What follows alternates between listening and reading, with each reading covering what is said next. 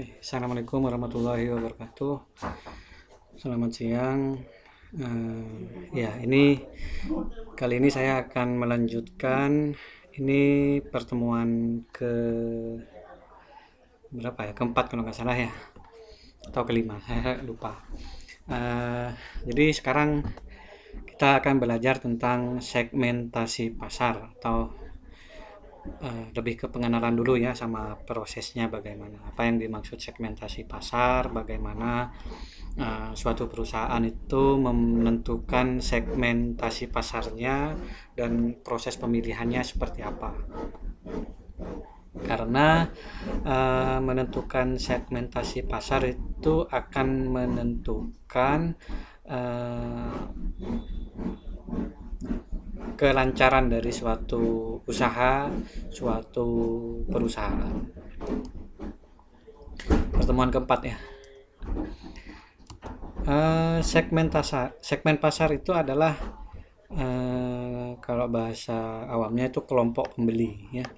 Jadi seperti saya membuat sirup rasa stroberi, paracetamol, berarti segmen pasar saya adalah anak-anak umur di bawah 12 tahun. Itu namanya segmen pasar. Atau saya membuat tablet amlodipin untuk orang dewasa. Berarti itu segmen pasar saya adalah orang dewasa ya, kelompok pembeli yang akan menjadi sasaran dari produk yang sudah saya buat. Segmentasi pasar atau pasar sasaran mengharuskan pemasar melakukan 3 langkah utama. Jadi langkah-langkah dalam menentukan ini segmen pasar yang bagus, yang mana itu ini 3 langkah utamanya. Yang pertama adalah mengidentifikasi dan memilah-milah kelompok pembeli yang berbeda-beda yang mungkin meminta produk dan atau bauran pemasaran tersendiri atau segmentasi pasar.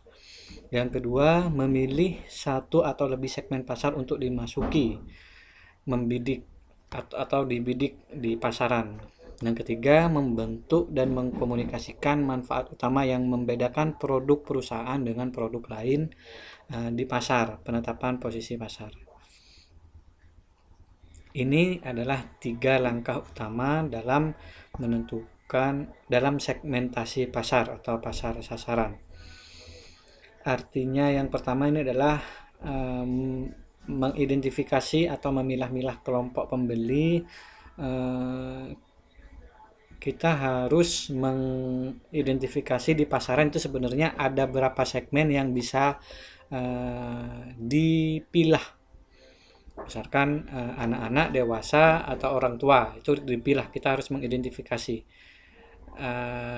Atau bukan hanya berdasarkan umur ya, tapi berdasarkan kebutuhan. Misalkan berdasarkan ini, untuk orang yang suka bepergian atau yang tidak suka bepergian, itu termasuk salah satu segmentasi pasar. Kalau orangnya aktif fleksibel atau sering bepergian, itu kita berarti harus bikin produk yang kemasannya gampang dibawa-bawa misalkan.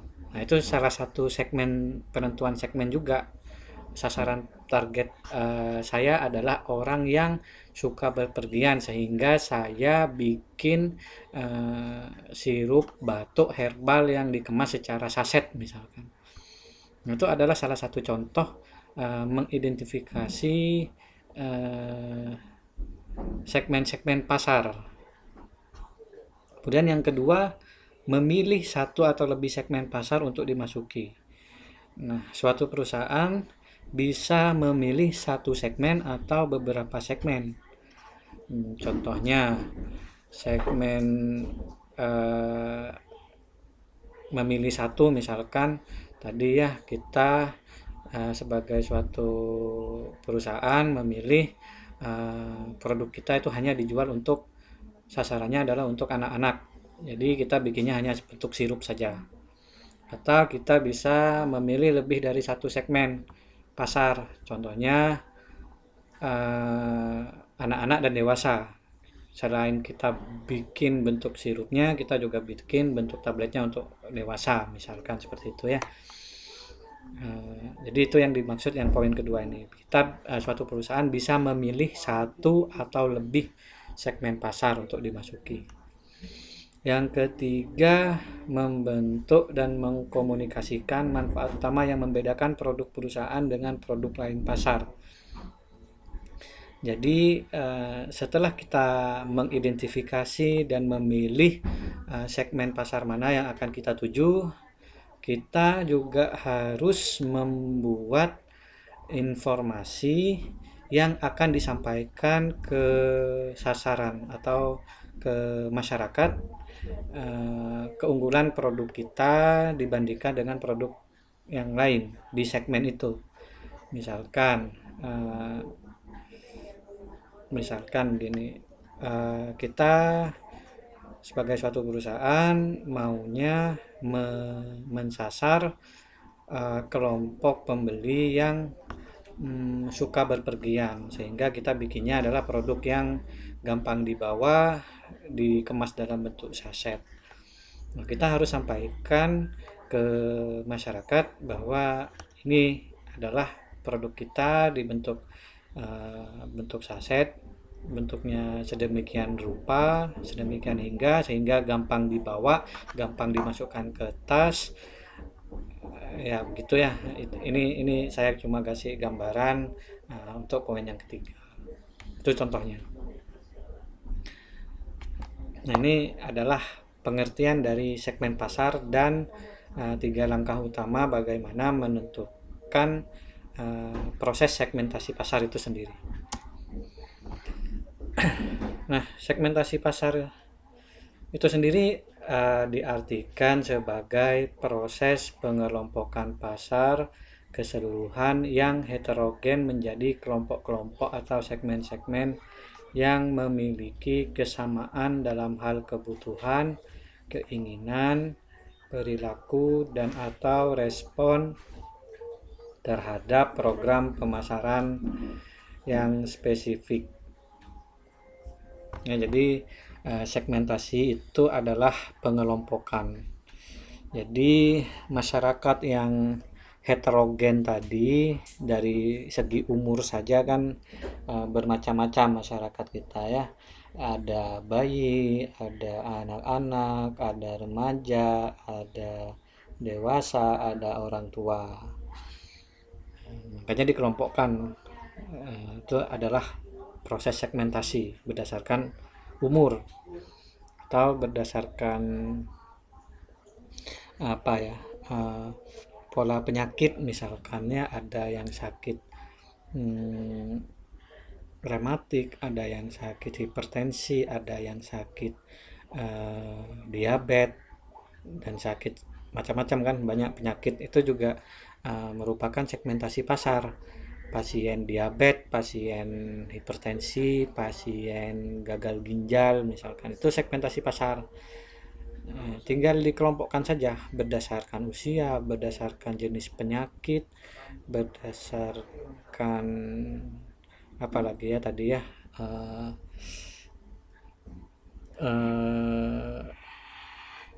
tingkat apa namanya, tingkat aktivitas. Ada yang aktivitasnya tinggi, ada yang aktivitasnya rendah. Itu juga merupakan pengelompokan pasar atau segmen-segmen. Nah, tentunya dalam hal kebutuhan, keinginan, perilaku atau respon tiap kelompok ini akan berbeda-beda ya. Misalkan untuk diabetes tentunya butuh produk susu yang rendah kalori misalkan, berbeda dengan kebutuhan susu untuk pasien hipertensi. untuk gagal ginjal. Itu kan kebutuhan nutrisi dalam susu yang mereka konsumsi kan berbeda-beda. Nah, ini yang dimaksud dengan eh, kebutuhan tiap segmen pasar itu berbeda-beda. Misalkan lagi untuk anak-anak, karena anak-anak atau anak-anak itu tidak bisa meminum tablet, misalkan eh, pengennya minum sirup yang punya rasa stroberi, rasa melon, rasa anggur misalkan ya. Makanya dalam hal keinginan itu juga berbeda-beda. Kalau untuk dewasa mungkin tidak suka ya minum sirup, pengennya yang praktis, minum tablet atau kapsul gitu ya, pakai air. Nah, itu tingkat keinginan tiap segmen itu pasti akan berbeda-beda. Perilakunya juga akan berbeda-beda ya. Makanya segmentasi pasar ini merupakan suatu hal yang penting dilakukan oleh suatu perusahaan.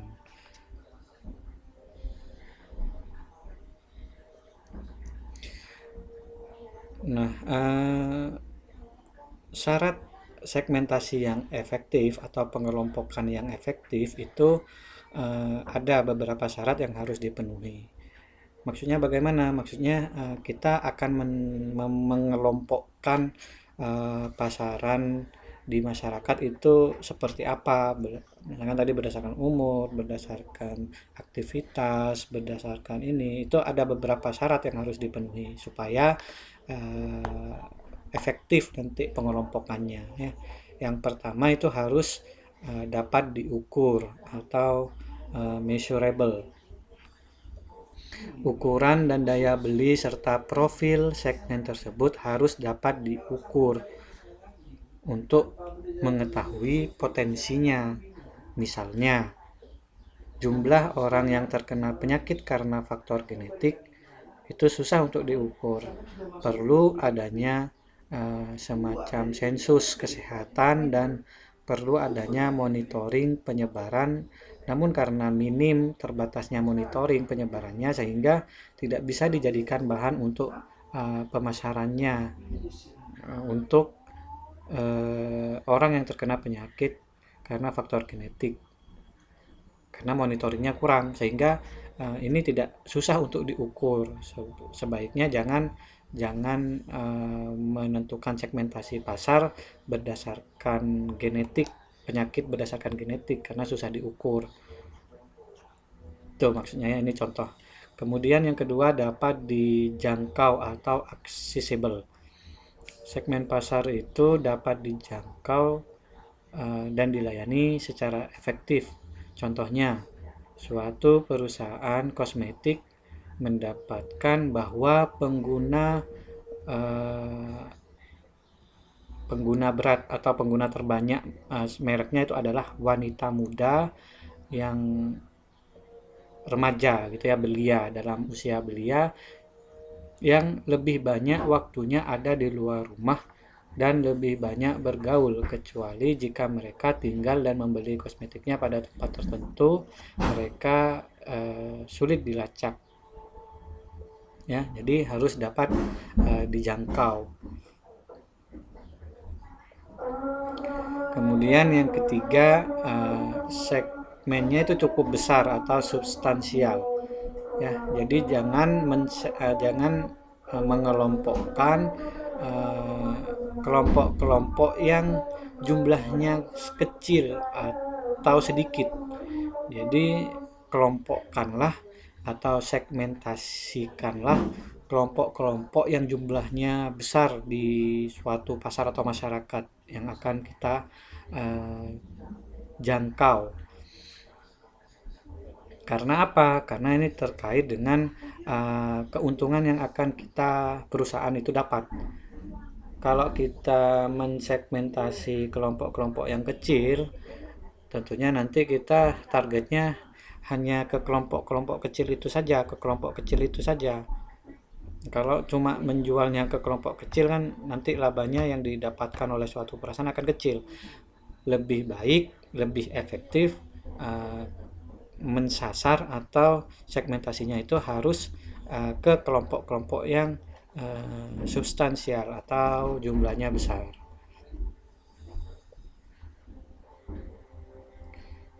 Misalnya, produsen mobil tertentu tidak harus membuat mobil khusus untuk orang-orang yang tingginya kurang dari 1 meter, karena jumlah orang yang tingginya kurang dari 1 meter itu kan sangat sedikit. Ya, jadi mending bikin mobilnya yang untuk mentarget yang secara umum saja. Orang kan rata-rata tingginya di atas 1 meter ya, lebih dari 80%. Mungkin hanya 20% atau bahkan kurang dari 10% yang tingginya kurang dari 10 yang kurang dari 1 meter. Nah, lain ceritanya jika di pasaran ternyata banyak orang-orang yang tingginya kurang dari 1 meter, sehingga saya sebagai perusahaan mobil mendesain mobil untuk orang-orang yang pendek atau kurang dari 1 meter misalkan. Ya, itu arti dari substansial. Jadi segmentasinya harus ke kelompok yang substansial atau jumlahnya cukup besar. Jangan mentarget ke kelompok yang jumlahnya tidak substansial atau sedikit. Kemudian yang keempat, dapat dibedakan atau diferensiable. Jadi segmennya harus dapat dibedakan dengan jelas. Kalau berdasarkan umur kan tadi jelas, berdasarkan tinggi badan jelas, tingkat aktivitas jelas ya. Jadi jangan yang samar-samar, sehingga nanti segmennya jelas dibedakannya. Kemudian yang kelima, dapat dilaksanakan, actionable.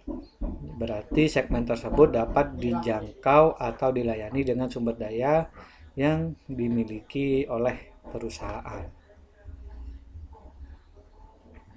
Ini adalah 5 syarat segmentasi yang efektif yang tentunya suatu perusahaan harus menentukan segmen pasar itu harus dapat diukur, dapat dijangkau, segmennya cukup besar, dapat dibedakan, dan tentunya dapat dilaksanakan.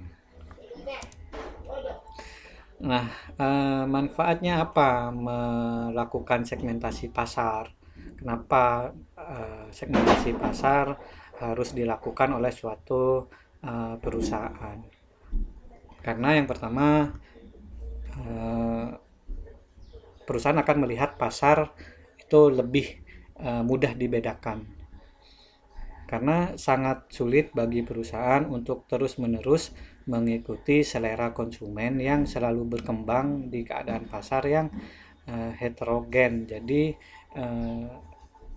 Jadi perusahaan cenderung mencari kelompok konsumen yang sifatnya homogen agar lebih mudah untuk memahami selera konsumen, agar produk yang dihasilkan oleh perusahaan tersebut dapat memenuhi kebutuhan dan keinginan konsumen, sehingga produk yang dibuat pun dapat diterima dengan baik oleh konsumen.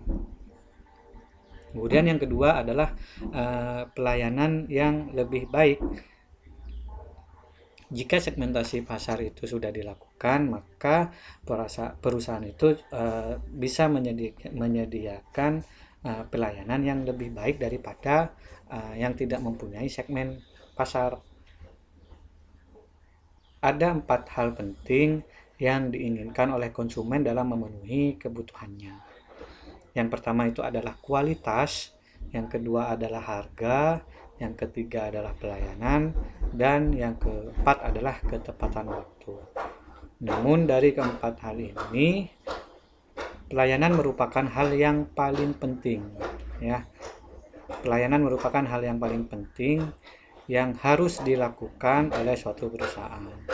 Sedangkan harga dan kualitas seringkali menjadi nomor 2 dibandingkan pelayanan. Oleh karena itu, segmentasi pasar itu harus dilakukan agar bisa memberikan pelayanan yang terarah dan tepat kepada pasarnya ya. Kemudian yang ketiga adalah strategi pemasaran yang lebih terarah. Dengan melayani pasar yang sifatnya homogen, maka dalam merencanakan strategi pemasaran yang meliputi produk, harga, distribusi, dan promosinya dapat lebih terarah dan lebih tajam. Artinya kalau sudah menentukan segmen pasar, misalkan sasarannya kita anak-anak, maka kita strategi pemasarannya akan lebih terarah. Kita misalkan bikin kemasan yang ada gambar bonekanya, kita bikin suatu iklan yang anak-anak menarik, pakai lagu yang menarik untuk anak-anak, itu kan lebih terarah daripada kita tidak jelas awalnya mau arah segmentasi pasarnya mau kemana, anak-anak apa dewasa ya. Kalau agak jelas nanti kita bikin iklannya, misalkan dalam salah satu strategi pemasaran kan lewat iklan, kita bikin iklannya jadi nggak jelas, jadi umum aja gitu ya. Kalau kita sudah menentukan di awal bahwa target pasar kita adalah anak-anak, maka iklannya itu akan strategi pemasarannya misalkan lewat iklan akan lebih jelas. Kita bikinnya yang pakai lagu anak-anak yang menarik, pakai bintang iklan yang anak-anak yang lucu gitu ya, pakai boneka-boneka misalkan seperti itu. Ini yang dimaksud dengan strategi pemasaran yang terarah. Kemudian yang keempat, manfaat segmentasi pasar itu menemukan peluang baru. Perusahaan yang memiliki pemahaman atas segmen pasar yang baik tentunya akan sampai pada titik di mana ia menemukan peluang. Meski peluang yang ditemukan tidak selalu besar, tidak melulu besar ya. Jadi ketika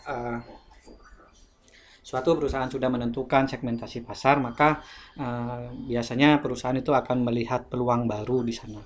Misalkan gini, saya membuat suatu minuman herbal untuk dewasa misalkan, karena masih belum ada produk yang serupa di pasaran yang mensasar atau orang dewasa sebagai segmentasi pasarnya. Minuman herbal untuk menjaga daya tahan tubuh misalkan, saya bikin, tapi bentuknya bentuk botol sirup, minumnya dituang ke sendok kemudian diminum gitu ya. Nah, setelah kita menentukan segmentasi pasar itu, menjalankan usaha itu, membuat produk, usahanya sudah jalan, di situ kita bisa nanti melihat oh ada peluang baru di sana untuk menemukan, atau bisa kita melihat oh ada segmentasi baru. Ternyata orang dewasa itu kalau aktivitasnya tinggi males bawa botol besar. Nah, gimana caranya gimana caranya supaya yang aktivitasnya tinggi tidak ribet bawa botol besar yang kemana-mana, itu ya, misalkan itu peluang baru. Sehingga mendorong perusahaan itu membuat inovasi baru. Oh, kita bikin saja produk yang serupa tapi pengemasannya lebih gampang untuk dibawa-bawa. Kita bikin bentuk saset, sehingga di dalam bis, di dalam kantor sangat gampang dibawa. Bentuk saset tadi ya, diminum 3 kali sehari. Misal kita cukup bawa 3, tidak harus bawa satu botol besar, kita bawa 3 saset aja. Itu kan peluang. Ini yang dimaksud dengan menemukan peluang baru dalam proses segmentasi. Kemudian faktor penentu desain. Dengan adanya pemahaman terhadap kebutuhan segmen-segmen pasar, maka pemasar dapat mendesain produk sesuai dengan kebutuhan segmen tersebut, dan desain yang dibuat pun lebih responsif terhadap kebutuhan pasar. Ini sama kayak penjelasannya kayak strategi pemasaran tadi ya.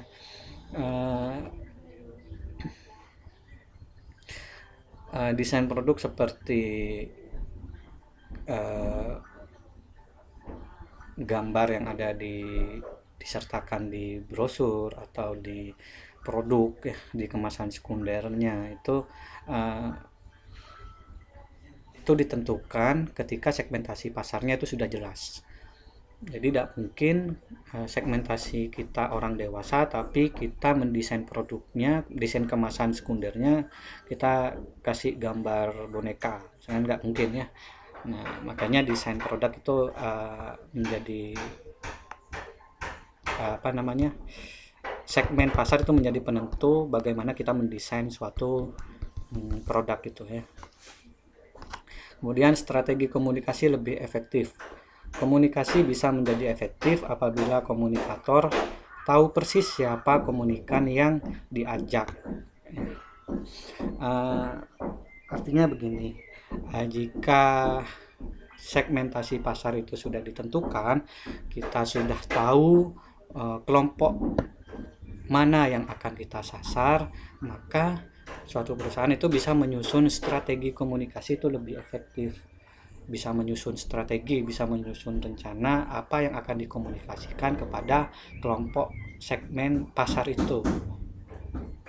Ya, misalkan segmennya kelompok usia yang orang tua, ya kita strategi komunikasinya harus bagaimana supaya kelebihan produk kita tersampaikan kepada kelompok orang tua itu tadi ya. Berbeda ya komunikasi sama anak-anak, orang dewasa, orang tua itu tentunya cara berkomunikasinya berbeda. Kemudian yang ke-7, melihat kompetitor dengan segmen yang sama. Ya, dengan mengetahui siapa yang menjadi segmen bagi sebuah perusahaan, tentunya perusahaan itu juga bisa melihat apabila ada perusahaan-perusahaan lain atau perusahaan kompetitor yang menawarkan produk yang sama yang juga menargetkan segmen yang sama. Artinya ketika suatu perusahaan sudah menentukan segmentasi pasar, maka perusahaan itu akan bisa melihat ternyata di pasaran itu ada produk yang serupa, ada perusahaan kompetitor yang produknya akan menyaingi perusahaan kita. Itu bisa terlihat kalau sudah kita menentukan segmentasi pasar. Bisa dicari tahu, oh ternyata sudah ada sirup pusing untuk anak-anak, itu ternyata di pasaran sudah ada, ini loh kompetitor kita ada 3, kita mending mentarget yang dewasa karena dari segi jumlah kelompoknya, segmen pasarnya lebih besar, kemudian kompetitornya lebih sedikit ya. Itu yang menjadi bahan evaluasi juga untuk suatu perusahaan dalam menentukan segmentasi pasarnya.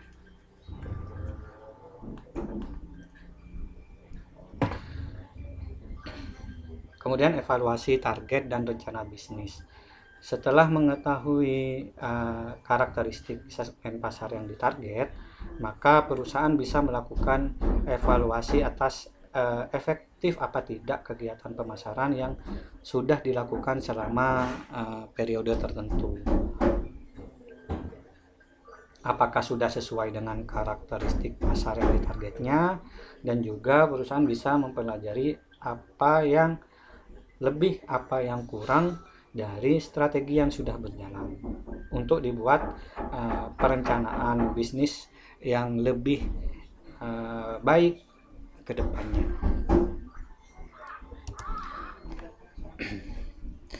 Nah, kemudian jenis-jenis segmentasi pasar itu ada banyak ya. Berdasarkan umur tadi itu salah satunya ya. Nah, ini jenis segmentasi pasar berdasarkan buku modul yang sudah saya kasih. Itu ada yang berdasarkan biografis, ada yang berdasarkan demografi, ada yang berdasarkan psikografi, ada yang berdasarkan sosial budaya, ada yang berdasarkan yang berhubungan secara ekstrim pikiran dan perasaan ya. Ada yang berdasarkan situasi penggunaan, ada yang berdasarkan benefit, ada yang namanya hybrid, ada yang berdasarkan tingkah laku ya. Kalau berdasarkan geografis ini Ya berdasarkan negaranya, misalkan Indonesia, Malaysia, atau Jepang gitu ya. Wilayah bisa juga masuk ke geografis, kota dan desa itu juga ya. Mau targetnya ke Jakarta misalkan, atau ke daerah Jawa misalkan ya, atau ke seluruh Indonesia, itu segmentasi pasar berdasarkan geografis. Daerah geografis itu dipandang potensial dan menguntungkan akan menjadi target operasi perusahaan ya. Jadi kalau misalkan Indonesia ini merupakan negara yang misalkan jumlah usia produktifnya tinggi dibandingkan negara-negara yang lain misalkan sekarang.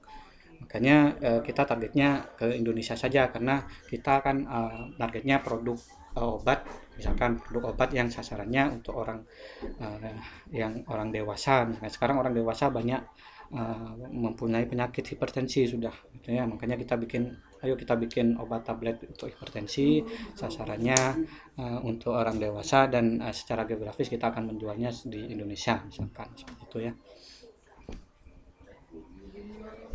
Yang kedua adalah berdasarkan demografi. Nah, ini berdasarkan usia, itu berdasarkan demografi ya, jenis kelamin, tingkat ekonomi, tingkat pendidikan, itu berdasarkan demografi. Kemudian berdasarkan psikografi, apa maksudnya? Berdasarkan demografi artinya psikografi artinya menelaah bagaimana konsumen dengan segmen demografi tertentu merespon atau menstimuli pemasaran ya. Kemudian berdasarkan sosial budaya, segmen dasar lebih lanjut untuk segmentasi pasar, segmentasi sosiokultural yang memiliki variabel sosiologis, antropologi yang sesuai tahap pada daur hidup keluarga, kelas sosial, budaya dan subbudaya, serta lintas budaya atau segmentasi pasar global ya. Begitupun dengan yang lainnya, kalian bisa baca di modulnya ya penjelasannya. Proses bagaimana cara-caranya atau langkah-langkah melakukan segmentasi pasar. Kalau berdasarkan teori itu ada 3. Yang pertama itu adalah tahap survei ya. Jadi sebelum menentukan segmen pasar mana yang akan kita masuki, harus mensurvei dulu. Tidak boleh asal-asalan menentukan kita harus kita menyasar anak-anak, kita menyasar dewasa, kita menyasar ke Indonesia, itu tidak boleh langsung begitu ya. Harus ada alasan dan dasar kenapa kita memilih segmen pasar itu. Tentunya alasan itu atau dasar pemikirannya itu dilakukan berdasarkan survei yang dilakukan oleh suatu perusahaan. Surveinya bagaimana? Bisa melakukan wawancara kepada segmen pasar. Misalkan saya mentarget orang tua mau bikin susu diabetes supaya kadar gulanya terjaga misalkan. Ya, kita wawancara kepada orang tua yang umurnya di atas 50 misalkan, seberapa butuh mereka susu itu misalkan ya. Ini misalkan ya, motivasinya untuk membeli produk itu nantinya, kemudian perilaku konsumennya bagaimana, penghasilannya mungkin ya, maupun ini nanti target pasar kita. Itu di tahap survei dilakukan. Kemudian yang kedua adalah tahap analisis. Data yang didapatkan di tahap survei kemudian dianalisis, segmen mana yang nantinya akan kita putuskan untuk dimasuki. Kemudian tahap pembentukan, di tahap ini dibentuklah kelompok berdasarkan sikap, perilaku, demografis, dan pola media. Ya, tahap pembentukan ini sudah dikelompok-kelompokkan itu ya, berdasarkan sikap. Ini yang sikapnya begini, A, B, C, perilakunya yang A, B, C, demografis secara usia begini. Di Indonesia misalkan berdasarkan usia jumlahnya untuk kelompok sekian juta, kelompok sekian itu dibentuk, baru diputuskan nanti ya. Ini adalah contoh-contoh bagaimana suatu perusahaan menentukan segmentasi pasarnya. Misalkan produk aqua ya. Secara geografis itu produk aqua ini menjual produknya itu untuk semua pasar yang ada di wilayah Indonesia. Secara demografis ternyata aqua ini tujuan atau segmentasi pasarnya adalah kelas sosial menengah, tapi bisa juga untuk kelas kalangan bawah. Karena kalau dilihat kan produk aqua itu ada yang bentuk botol besar, ada yang botol kecil, ada yang gelas gitu ya. Nah, ini menunjukkan bahwa segmentasi pasarnya secara demografi bukan hanya untuk kalangan atas tapi juga untuk kalangan bawah. Kalau kalangan bawah tidak bisa beli botol yang besar, kan bisa beli yang botol yang kecil gitu ya maksudnya ya. Kemudian aqua diperlukan bagi orang-orang yang gaya hidupnya praktis dan sehat, kemasan yang mudah didapat dan dibawa, sehingga aqua cocok bagi orang aktif dengan mobilitas yang tinggi ya. Ini salah satu contoh bagaimana aqua menentukan segmentasi pasarnya dengan produk-produk yang sudah mereka hasilkan. Kemudian contoh yang kedua adalah Coca-Cola ya. Pada segi segmentasi psikografi, Coca-Cola itu memiliki jenis varian yang berbeda ya. Kalau kalian beli di Indomaret, di toko-toko, ada Coca-Cola yang zero sugar ya, zero sugar. Nah, Coca-Cola zero itu atau yang tanpa gula, rendah kalori ya, itu ternyata segmennya untuk produk itu adalah konsumen yang pengen hidup sehat ya. Jadi konsumen yang pengen hidup sehat bisa meminum Coca-Cola yang zero sugar ya. Mungkin itu saja untuk kuliah kali ini, sekilas tentang segmentasi pasar.